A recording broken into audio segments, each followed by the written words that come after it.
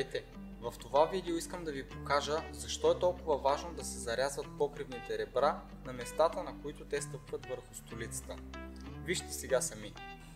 Ако приемем, че това е една столица, а основата на масата ни е друга столица. Какво се случва, ако нямаме зарязване на реброто? Имаме право ребро и в повечето случаи това е начинът за монтаж. Вижте какво се случва. Обръщам реброто и тук имаме два зареза, на които то стъпва. То вече стои само.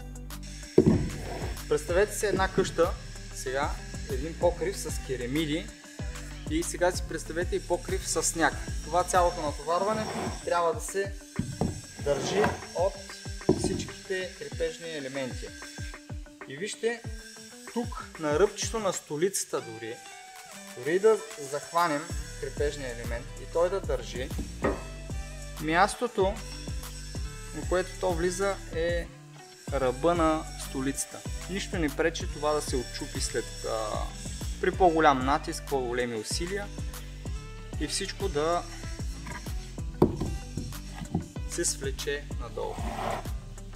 Затова един от признаците за качествено изпълнение на покривни конструкции, качествени покривни конструкции, е да имат зарез на местата на столиците.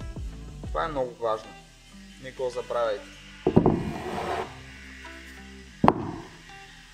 Пишете в коментарите дали сте срещали такива изпълнения и кои са фирмите, които ги правят.